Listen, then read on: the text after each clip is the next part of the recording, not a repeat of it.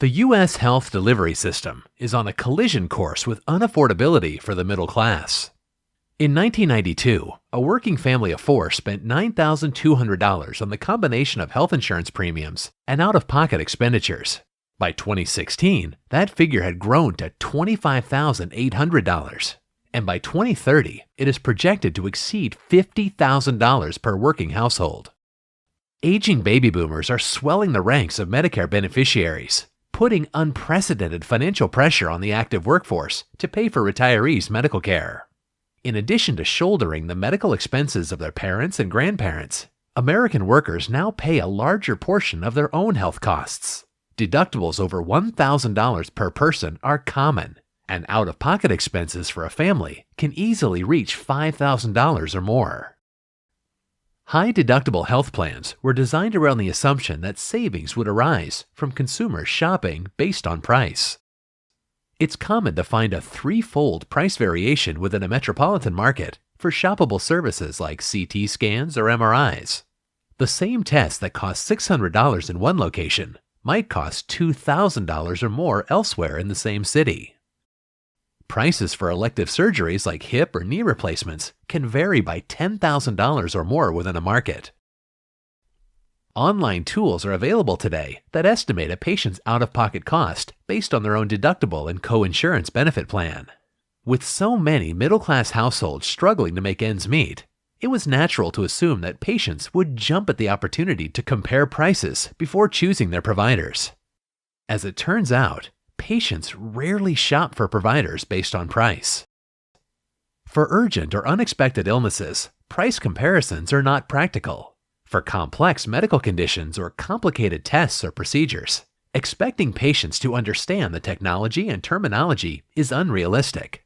But even for relatively simple services, when there is time to compare, patients typically do not shop on price. Why not? The answers may surprise you. For starters, healthcare is not a normal economic good. More is not better than less for the typical consumer. Before hitting their deductible, consumers don't shop. They stop. They avoid the healthcare system for as long as they can. When avoiding the system isn't possible, price still doesn't seem to matter. Many patients have no idea what individual services cost until after they receive them.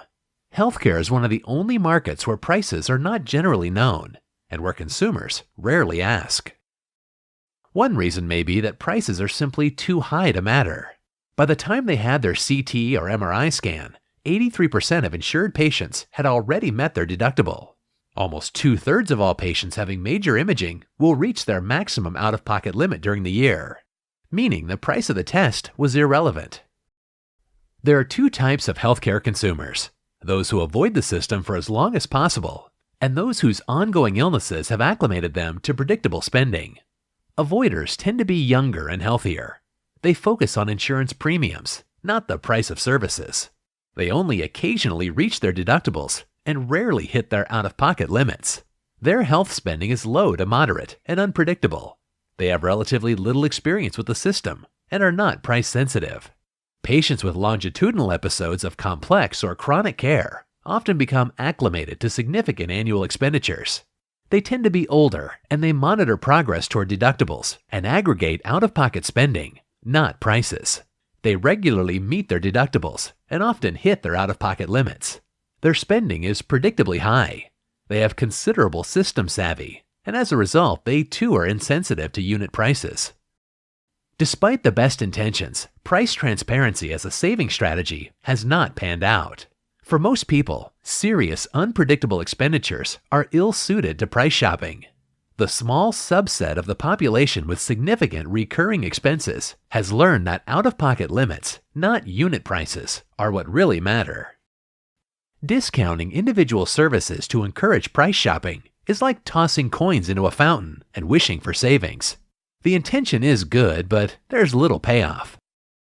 A higher yield strategy would focus on more efficient episodes of complex care, with incentives that resonate with consumers.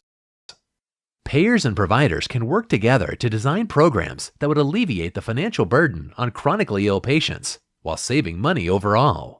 Patients with chronic illness who received almost all of their medical care from a single health system had average episode costs of $27,433 over 2 years, compared with $58,964 for similar patients whose care was spread over multiple health systems. By reducing fragmentation, increasing care coordination, and improving patient satisfaction, we can save as much as $31,000 per chronically ill patient, more than enough to afford incentives for patients to stick with a comprehensive health system. Without meaning to do so, efforts to encourage price shopping for individual services actually increase care fragmentation, and in the process, risk doubling episode costs. Another unintended consequence of higher deductibles is the chilling effect on early detection and essential services. Consumers avoid not just non-essential services, but also highly valuable services like mammograms, blood pressure control, or insulin. In what would be a radical shift from traditional and unsuccessful efforts to slow the pace of healthcare spending, policymakers, payers, and providers should focus on taking better care of the sickest cohort of the population, on providing more comprehensive and better coordinated episodes of chronic and complex care, on reducing care fragmentation and its associated avoidable utilization and spending, and on relating to what really concerns consumers: their premiums, deductibles, and out-of-pocket exposure, not individual prices.